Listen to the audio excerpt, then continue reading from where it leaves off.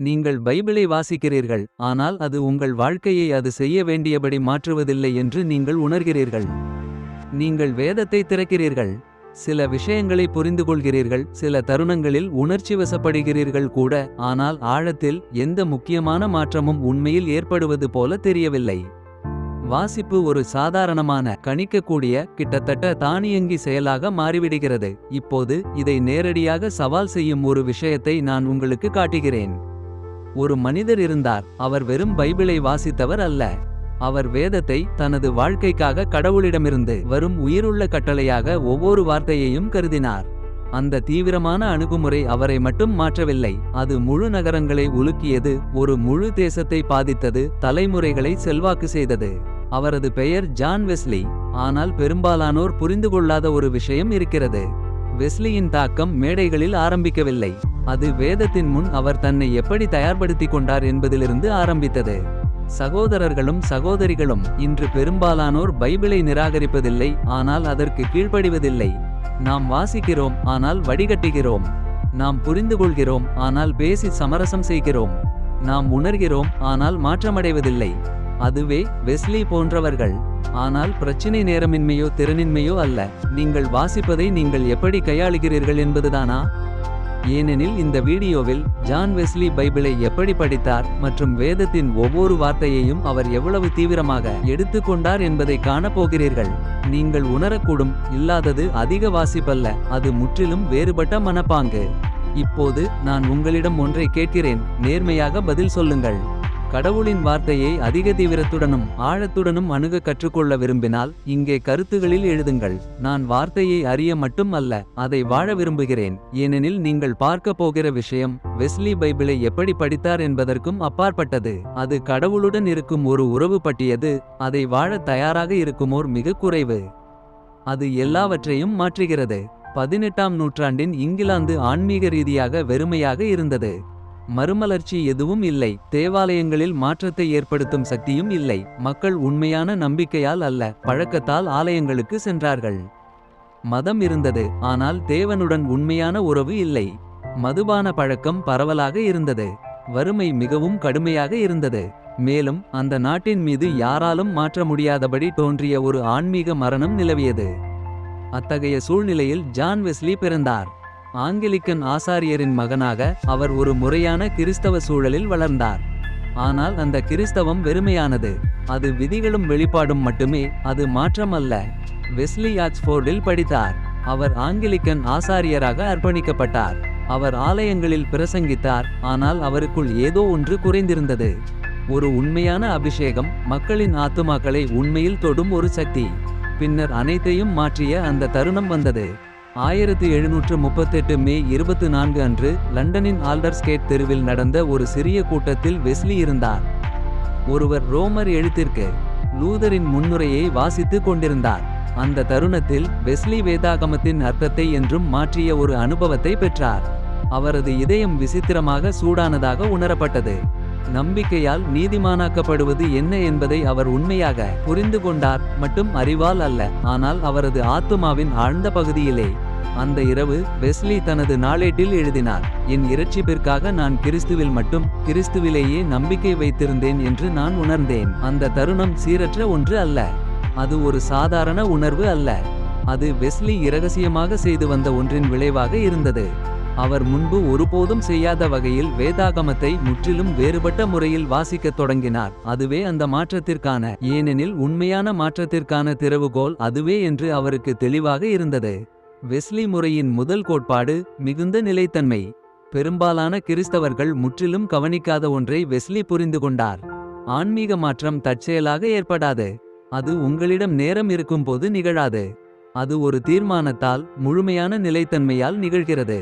அதனால்தான் வெஸ்லி தனது வாழ்நாள் முழுவதும் ஒருபோதும் கைவிடாத ஒரு பழக்கத்தை நிறுவினார். ஒவ்வொரு நாளும் காலை அதிகாலை 4 மணிக்கு வெஸ்லி எழுந்தார். மழையோ வெயிலோ, அவர் நோயுற்றவராக இருந்தாலும் ஆரோக்கியமாக இருந்தாலும், பயணத்தில் இருந்தாலும் இல்லத்தில் இருந்தாலும்.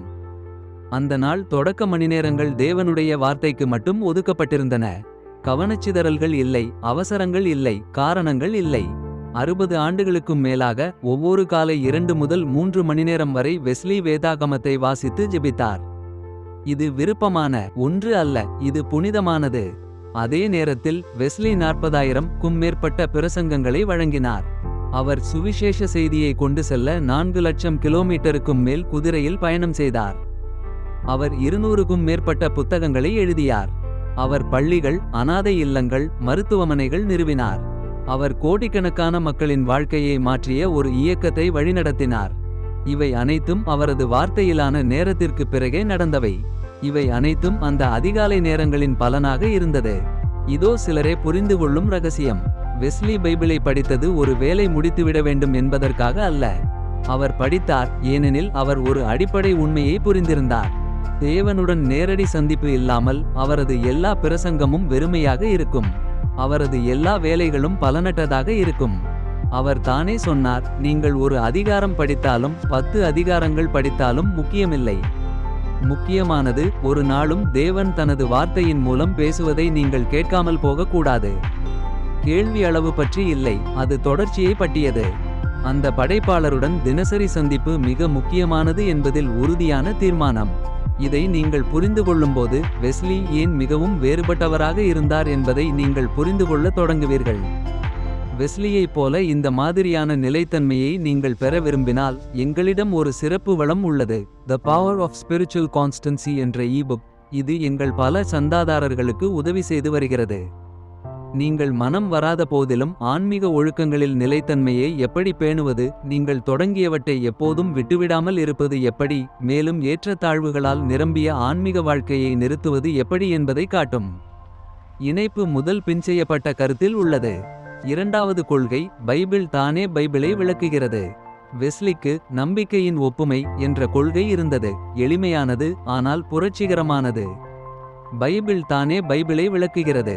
அவர் ஒரு கடினமான அல்லது குழப்பமான வசனத்தை சந்தித்தபோது தவறான விளக்கங்களுக்கு ஓடவில்லை. அதே விஷயத்தை பற்றி பேசும் மற்ற வசனங்களை அவர் தேடினார். ஒரு பெரிய தெய்வீக புதிர் போல உரைகளை இணைத்தார்.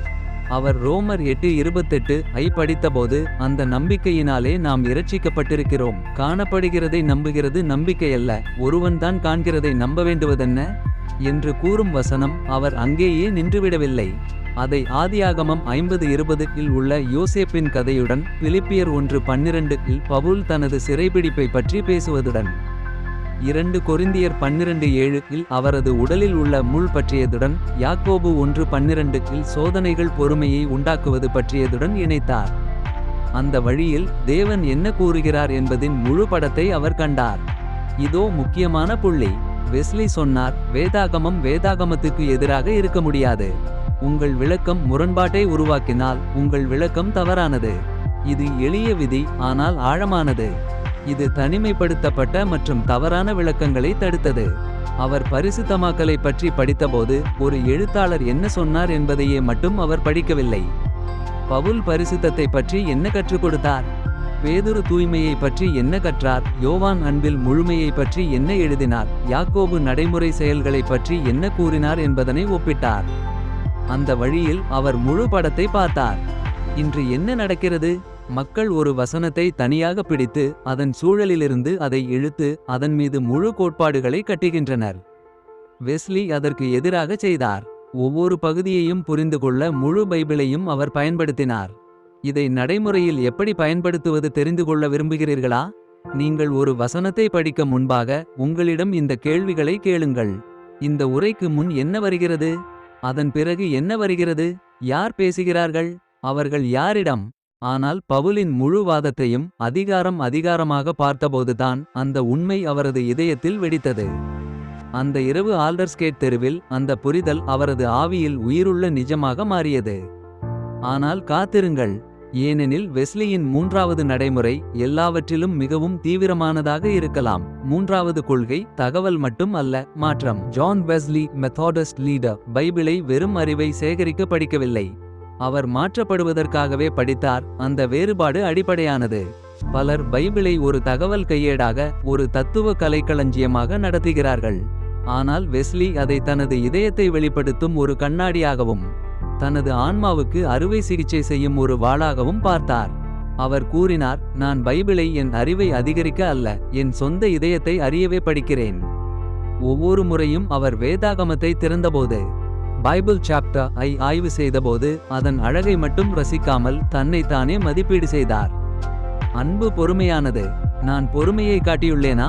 அது கனிவானது. நான் கனிவாக நடந்துள்ளேனா? அது பொறாமைப்படாது. மற்றவர்களின் வெற்றியை நான் பொறாமைப்படுகிறேனா? இதற்கு ஒரு அதிசயமான கதை இருக்கிறது.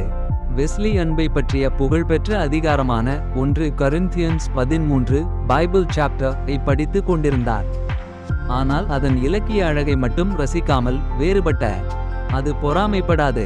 நான் மற்றவர்களின் வெற்றியை பொறாமைப்படுகிறேனா? அது தன்னை பெருமைப்படுத்தாது. நான் பாராட்டை பெற்றுக்கொள்ள முயன்றேனா? அவர் தன்னிடம் குறைபாடு இருப்பதை கண்டபோது என்ன செய்தார் தெரியுமா? வெறும் குற்ற உணர்ச்சியில் மூழ்கவில்லை. ஒரு செயல்திட்டத்தை உருவாக்கினார். அவர் பொறுமையாக இல்லை என கண்டால் அந்த துறையில் தேவனிடமிருந்து குறிப்பிட்ட கிருபையை வேண்டினார். அவர் அகந்தையை கண்டால் தாழ்மையை வளர்க்கும் பழக்கங்களை அமைத்தார்.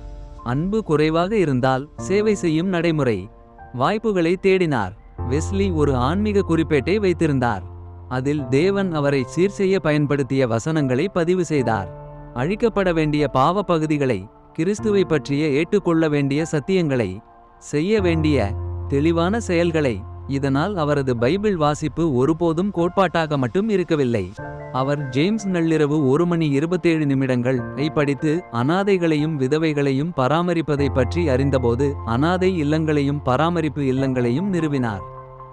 ஏழைகளுக்கான அன்பை பற்றி படித்து இலவச பள்ளிகளையும் மருந்து வழங்கலையும் ஏற்படுத்தினார். இழந்தவர்களுக்கு சுவிசேஷம் அறிவிப்பதை பற்றி படித்து சமூகத்தின் ஓரங்கட்டப்பட்டவர்களிடம் போதிக்க நிலக்கரி சுரங்கங்களுக்கு சென்றார். 4வது கொள்கை பரிசுத்த ஆவியின் மீது சார்ந்திருத்தல். இப்போது வெஸ்லியின் முறையின் 4வது பரிமாணம் இவற்றையெல்லாம் இணைக்கிறது. ஆனால் பலர் மறந்துவிடுகிறார்கள். எவ்வளவு முயற்சியுடன் செய்த அறிவுசார் ஆய்வாக இருந்தாலும் பரிசுத்த ஆவி இல்லாமல் அது செயல்படாது. அவர் இதை 1 கொரிந்தியன்ஸ் 2:14 பைபிள் வேர்ஸ் இன் அடிப்படையில் வைத்தார். இயற்கை மனிதன் தேவனுடைய ஆவியின் விஷயங்களை ஏற்கவில்லை. மேலும் ஜான் மாலை 4:13 பைபிள் வேர்ஸ் இல் சத்திய ஆவியாகிய அவர் வரும்போது சகல சத்தியத்திற்குள்ளும் உங்களை நடத்துவார். அவர் தம்முடைய சுயமாய் பேசாமல் தாம் கேள்விப்பட்டவைகள் யாவையும் சொல்லி வரப்போகிற காரியங்களை உங்களுக்கு அறிவிப்பார். ஜான் 16:13 பைபிள் வேர்ஸ் இல் சத்திய ஆவியாகிய அவர் வரும்போது சகல சத்தியத்திற்குள்ளும் உங்களை நடத்துவார். அவர் தம்முடைய சுயமாய் பேசாமல் தாம் கேள்விப்பட்டவைகள் யாவையும் சொல்லி வரப்போகிற காரியங்களை உங்களுக்கு அறிவிப்பார். என் சொந்த புத்தியின் மீது நான் சார்ந்து விடாதபடி காத்தருளும். இந்த சத்தியத்தின் மூலம் என்னை கிறிஸ்துவின் உருவத்திற்கு ஏற்ப வடிவமை. ஆனால் வெஸ்லி 2 முக்கியமான விஷயங்களை சமநிலைப்படுத்தினார். ஆவியின் மீது உண்மையான சார்பு மற்றும் கடுமையான அறிவுசார் முயற்சி. ஆவி எல்லாவற்றையும் மாயமாக வெளிப்படுத்தும் என்று நினைத்து சோம்பேறியாக இருக்கவில்லை. அவர் தீவிரமாக கற்றார். கிரேக்கம், எபிரேயம், லத்தீன் மொழிகளை கற்றார். விளக்க குறிப்புகளை பார்த்தார். வரலாற்று பின்னணிகளை ஆய்வு செய்தார். ஆனால் அவர் ஒரு சத்தியத்தை உணர்ந்தார். பரிசுத்த ஆவியின் வெளிச்சம் இல்லாமல் அந்த எல்லா படிப்பும் உயிரற்ற தகவலாகவே இருக்கும். வெஸ்லி இதை உடல் பார்வையுடன் ஒப்பிட்டார். உங்கள் கண்கள் முற்றிலும் ஆரோக்கியமாக இருந்தாலும் வெளிச்சம் இல்லையெனில் எதையும் காண முடியாது. அதேபோல் மிகத் திறமையான அறிவு இருந்தாலும் பரிசுத்த ஆவியின் வெளிச்சம் இல்லாமல் வேதாகமம் தெளிவில்லாததாகவே இருக்கும். அவர் தனது கருத்துக்களை தர்க்கரீதியாக ஒழுங்குபடுத்தியிருந்தார். ஆனால் ஏதோ ஒன்று குறைவாக இருந்தது. அதனால் அவர் முழங்காலிட்டு பிரார்த்தித்தார். கர்த்தாவே, எனக்கு அறிவு உள்ளது, ஆனால் உங்கள் அபிஷேகம் எனக்கு தேவை. இந்த சத்தியம் என் இருதயத்தில் எரியச் செய்யும். பல மணி நேரங்கள் பிரார்த்தனை மற்றும் தியானத்திற்கு பிறகு அவர் அந்த பிரசங்கத்தை அறிவித்தார். ஆயிரக்கணக்கானோர் மாற்றம் அடைந்தனர். அதுவே அறிவுக்கும் சக்திக்கும் இடையிலான வித்தியாசம். இதன் பொருள் உங்களுக்கென்ன தெரியுமா? நீங்கள் எல்லா வளங்களையும், ஆய்வு பைபிள்களையும், விளக்க நூல்களையும், ஆப்ஸ்களையும் பாடநெறிகளையும் வைத்திருக்கலாம். ஆனால் பரிசுத்த ஆவியின் மீது சார்ந்திருப்பது இல்லையெனில் மாற்றமின்றி தகவல்களை மட்டுமே சேர்த்து கொண்டே இருப்பீர்கள். வெஸ்லி 2 தீவிரங்களை குறித்து எச்சரித்தார். முதல், ரேஷனலிசம், மனித புத்தியை மட்டும் நம்புவது. இரண்டாவது, மிஸ்டிசிசம், மனதை பயன்படுத்தாமல் மந்திரத்தன்மையான வெளிப்பாடுகளை எதிர்பார்ப்பது. சரியான வழி என்னவெனில் உங்கள் முழு மனத்திறனையும் பயன்படுத்துவது, ஆனால் முழுமையாக ஆவியின் மீது சார்ந்திருப்பது. 5வது கோட்பாடு, வார்த்தையின் கூட்டுப்படிப்பு. வெஸ்லி ஒருபோதும் பைபிளை முழுமையாக தனிப்பட்ட முறையில் மட்டும் வாசிக்கவில்லை. அவர் ஒரு உண்மையை புரிந்திருந்தார். அதை பல நவீன கிறிஸ்தவர்கள் புறக்கணிக்கின்றனர். ஆன்மீக மாற்றம் என்பது தனிமையான செயல்முறை அல்ல. வெஸ்லி மெத்தாடிஸ்ட் மூவ்மெண்ட் என்று அழைக்கப்படும் ஒன்றை உருவாக்கினார். அங்கு சிறிய குழுக்கள் வாரந்தோறும் கூடினர். வேதாகமத்தின் மூலம் தேவன் என்ன பேசியுள்ளார் என்பதை பகிர்ந்து கொள்ள, பாவங்களையும் போராட்டங்களையும் ஒப்புக்கொள்ள, ஒருவருக்கொருவர் பிரார்த்திக்க, வேதாகம சத்தியங்களை நடைமுறைப்படுத்த, ஒருவரை ஒருவர் பொறுப்புக்கூறு செய்ய. இந்த குழுக்களில் ஒவ்வொரு உறுப்பினரிடமும் கேட்கப்படும் குறிப்பிட்ட கேள்விகள் இருந்தன. உங்கள் ஆன்மா எப்படி இருக்கிறது? கடந்த சந்திப்பிற்கு பிறகு நீங்கள் எந்த பாவங்களை செய்தீர்கள்? நீங்கள் எந்த சோதனைகளை சந்தித்தீர்கள்? இந்த வாரம் வேதாகமத்தின் மூலம் தேவன் உங்களிடம் எப்படி பேசினார்?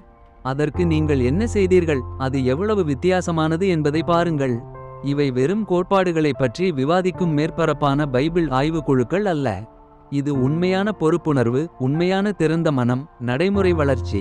யாராவது அகம்பாவத்துடன் போராடுகிறேன் என்று பகிர்ந்தால் அந்த குழு அந்த நபருக்காக குறிப்பாக பிரார்த்திக்கும். அவர்கள் பணிவை பற்றிய வசனங்களை ஒன்றாக படிப்பார்கள். பணிவை நடைமுறைப்படுத்துவதற்கான வழிகளை உருவாக்குவார்கள். அடுத்த வாரம் முன்னேற்றம் எப்படி இருந்தது என்று கேட்பார்கள். வெஸ்லி இதை தெளிவான கோட்பாடுகளின் அடிப்படையில் அமைத்தார். எபிரேயர் 3:13 உங்களில் ஒருவனாகிலும் பாவத்தின் வஞ்சனையினாலே கடினப்பட்டு போகாதபடிக்கு இன்று எண்ணப்படுமளவும் நாடோறும் ஒருவருக்கொருவர் புத்தி சொல்லுங்கள். நீதிமொழிகள் 27:17 இரும்பு இரும்பை கூர்மையாக்குகிறது. யாக்கோபு 5:16 நீங்கள் சொஸ்தமடையும்படிக்கு உங்கள் குற்றங்களை ஒருவருக்கொருவர் அறிக்கையிட்டு ஒருவருக்காக ஒருவர் ஜெபம் பண்ணுங்கள். நீதிமான் செய்யும் ஊக்கமான வேண்டுதல் மிகவும் பலனுள்ளதாயிருக்கிறது. இன்று நாம் தனிநபர் மையமான கிறிஸ்தவத்தின் காலத்தில் வாழ்கிறோம். என் தேவனுடன் உள்ள உறவு தனிப்பட்டது. என் போராட்டங்களை யாரும் அறிய வேண்டியதில்லை. வெஸ்லி பதிலளிப்பார், அது வேதாகம கிறிஸ்தவம் அல்ல. அது ஆன்மீக சுயாட்சியின் மறைமுகம். ஏனெனில் நம்மில் ஒவ்வொருவருக்கும் தெரியாத குறைகள் உள்ளன, மேலும் நம்மை நாமே எளிதில் ஏமாற்றிக் கொள்ள முடியும். சமூகம் ஒரு கண்ணாடியாக செயல்படுகிறது. நாம் தனியாக பார்க்க முடியாததை வெளிப்படுத்துகிறது. இந்த குழுக்கள் உண்மையான பணிவை உருவாக்கின. அவை தைரியத்தை உருவாக்கின. பல்வேறு பார்வைகளின் மூலம் ஞானத்தை உருவாக்கின. அவை நிலைத்தன்மையை காக்கின்றன, மேலும் ஆன்மீக வெற்றிகளை ஒன்றாக கொண்டாடுவதன் மூலம் மகிழ்ச்சியை பெருக்குகின்றன. நீங்கள் தனியாக ஆன்மீகமாக வளர முயற்சித்தால் நீரோட்டத்திற்கு எதிராக நீந்துவது போன்றது. கிறிஸ்தவத்தை தனிமையில் வாழ்வதற்காக தேவன் வடிவமைக்கவில்லை. உங்கள் உண்மையான போராட்டங்களை அறிந்திருக்கும், கடினமான கேள்விகளை கேட்கும். நீங்கள் தோல்வியடையும் போது மெதுவாக பொறுப்புக்கூறச் செய்யும். நீங்கள் வெற்றி பெறும் போது உங்களுடன் கொண்டாடும் சிறிய குழு உங்களுக்கு தேவை. நீங்கள் சொல்லலாம், ஆனால் எனக்கு குழுக்கள் பிடிக்காது. வெஸ்லி பதிலளிப்பார், இது உங்களுக்கு பிடித்ததா என்பதை பற்றி அல்ல, இது உங்களுக்கு தேவையானது பற்றி. இப்போது வெஸ்லி இந்த எல்லா கோட்பாடுகளையும் ஒரு முழுமையான அமைப்பாக எப்படி ஒருங்கிணைத்தார் என்பதை நான் உங்களுக்கு காட்டப்போகிறேன். எல்லா புதிர் துண்டுகளையும் ஒன்றாக சேர்ப்போம். முதலில் முழுமையான ஒழுங்குத்தன்மை. வார்த்தையுடன் தினசரி பரிசுத்தமான நேரம். எல்லா செயல்களுக்கும் மேலான முன்னுரிமை. சமரசமில்லாத ஒழுக்கம். இரண்டாவது, சூழல் எல்லாவற்றையும் தீர்மானிக்கும். பைபிளையே விளக்குகிறது. பகுதிகளுக்கிடையிலான இணைப்பு. தனித்தனி விளக்கங்களை தவிர்த்தல். மூன்றாவது, மாற்றத்தை ஏற்படுத்தும் வாசிப்பு. அறிந்து கொள்வது மட்டும் அல்ல, மாற்றம் அடைவதும். உடனடி தனிப்பட்ட பயன்பாடு. தெளிவான செயல் திட்டங்கள். நான்காவது, ஆவியின் மேல் சார்பு. படிப்பதற்கு முன் ஜெபம். அறிவு பணிவு. தெய்வீக வெளிச்சத்தை நாடுதல். ஐந்தாவது, சமூக பரிமாணம். பொறுப்புணர்வு குழுக்கள். மனம் திறந்த பகிர்வு. ஒன்றாக வளர்ச்சி. இந்த 5 கொள்கைகளை சிறிய அளவில் கூட நீங்கள் பயன்படுத்தினால் உங்கள் வாழ்க்கை மிகப்பெரிய மாற்றத்தை காணும். தொடங்க வேண்டுமா? இதுபோல் செய்யுங்கள். தினமும் 20 முதல் 30 நிமிடங்கள் ஒதுக்குங்கள். வெளிச்சம் பெற ஜெபியுங்கள். ஒரு அதிகாரத்தை அதன் சூழலுடன் வாசியுங்கள். ஒரு கேள்வியை கேளுங்கள், கடவுள் என்ன சொல்லுகிறார்? இன்னொரு கேள்வியை கேளுங்கள், நான் என்ன செய்ய வேண்டும்? ஒரு தெளிவான செயலை எழுதிக் கொள்ளுங்கள். வாரம் ஒருமுறை 3 முதல் 5 பேருடன் ஒரு சிறிய குழுவை தேடுங்கள். கடவுள் உங்களிடம் பேசியதை பகிருங்கள். உங்கள் போராட்டங்களை ஒப்புக்கொள்ளுங்கள். ஒருவருக்கொருவர் ஜெபியுங்கள். ஒருவரை ஒருவர் பொறுப்புடன் வைத்திருங்கள். இதை நீங்கள் 6 மாதங்கள் தொடர்ந்து செய்தால் நீங்கள் முற்றிலும் வேறுபட்ட நபராக மாறுவீர்கள். ஆனால் தொடர்ந்து செய்வது அவசியம். 2 வாரங்கள் செய்துவிட்டு போனால் இது வேலை செய்யாது. வெஸ்லி இந்த முறையை 60 ஆண்டுகளுக்கும் மேலாக காத்துக்கொண்டார். தனது வாழ்க்கையின் இறுதி நாட்களிலும் 87 வயதிலும் கூட அவர் வார்த்தையை வாசிக்க அதிகாலையில் எழுந்தார். வெஸ்லி தொடங்கிய இயக்கம் முழு நாடுகளையே மாற்றியது. கோடிக்கணக்கானோர் உண்மையாக கிறிஸ்துவை அறிந்தனர். ஏழைகளுக்கு சேவை செய்ய மருத்துவமனைகள் கட்டப்பட்டன. அடிமைகள் சங்கிலிகளில் இருந்து விடுவிக்கப்பட்டனர். சமுதாயங்கள் மாற்றமடைந்தன.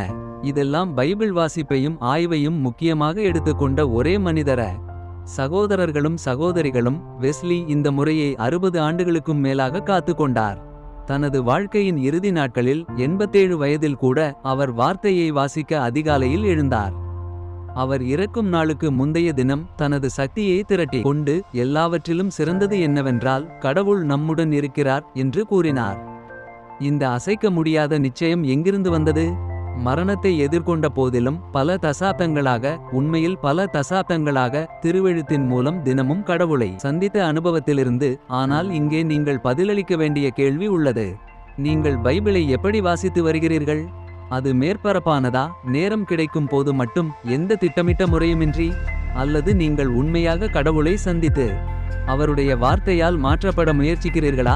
ஏனெனில் இணையம் இல்லாமல், பயன்பாடுகள் இல்லாமல், இன்று உங்களுக்கு உள்ள எந்த வசதிகளும் இல்லாமல் இருந்த வெஸ்லி தினமும் மணிநேரங்கள் திருவெழுத்தை ஆய்வு செய்ய ஒதுக்க முடிந்திருந்தால் உங்கள் காரணம் என்ன? நீங்கள் இப்போது தொடங்க விரும்பினால் இதுபோல் செய்யுங்கள். தினமும் 20 முதல் 30 நிமிடங்கள் ஒதுக்குங்கள். ஆவியின் வெளிச்சத்தை கேட்டு ஜெபியுங்கள். ஒரு முழு அதிகாரத்தை அதன் சூழலுடன் வாசியுங்கள். கேள்விகளை கேளுங்கள். கடவுள் என்னை என்ன தொடர்பு செய்கிறார்? நான் என்ன மாற்ற வேண்டும்? ஒரு தெளிவான செயலை எழுதிக் கொள்ளுங்கள். வாரம் ஒருமுறை 3 முதல் 5 உறுதிப்பட்ட நபர்களை கொண்ட ஒரு சிறிய குழுவை தேடுங்கள். கடவுள் உங்களிடம் பேசியதை பகிருங்கள். உங்கள் போராட்டங்களை உண்மையாக ஒப்புக்கொள்ளுங்கள். ஒருவருக்கொருவர் ஜெபியுங்கள். ஒருவரை ஒருவர் பொறுப்புடன் வைத்திருங்கள். இதை நீங்கள் 6 மாதங்கள் தொடர்ந்து செய்தால் நீங்கள் முற்றிலும் வேறுபட்ட நபராக மாறுவீர்கள். தேவனுடைய வார்த்தை ஏசாயா 55:11 இல் வாக்குறுதி அளிக்கிறது. என் வார்த்தை வெறுமையாக என்னிடமே திரும்பாது, நான் விரும்பியதை அது நிறைவேற்றும். வெஸ்லி செய்தது போல நீங்கள் திருவெழுத்திற்கு உங்களை அர்ப்பணித்தால் கடவுள் உங்கள் வாழ்க்கையை மாற்றுவார். இது ஒரு தெய்வீக வாக்குறுதி. இந்த வீடியோவை நீங்கள் வெறும் உள்ளடக்கமாக மட்டும் எடுத்துக்கொள்ளாதீர்கள். அது உங்கள் ஆன்மீக பயணத்தின் திருப்புமுனையாக இருக்கட்டும். கிறிஸ்தவ விசுவாசத்தை மேற்பரப்பாக நடத்துவதை நிறுத்தி கடவுள் உங்களுக்கு ஒப்படைத்த அழைப்பை உண்மையான தீவிரத்துடன் வாழத் தொடங்கிய துல்லியமான தருணமாக இருக்கட்டும். இந்த வீடியோ உங்களை பாதித்திருந்தால், வெஸ்லி எடுத்த அளவுக்கு பைபிளை நீங்கள் முக்கியமாக எடுத்துக்கொள்ள தயாராக இருந்தால், உங்கள் உறுதியை சுருக்கமாக கூறும் ஒரு வாக்கியத்தை கருத்துகளில் எழுதுங்கள். நான் வார்த்தையின் மூலம் உண்மையான மாற்றத்தை தேடுவேன் போன்றதாக இருக்கலாம். தேவன் உங்களை ஆசீர்வதிப்பாராக. அடுத்த வீடியோவில் சந்திப்போம்.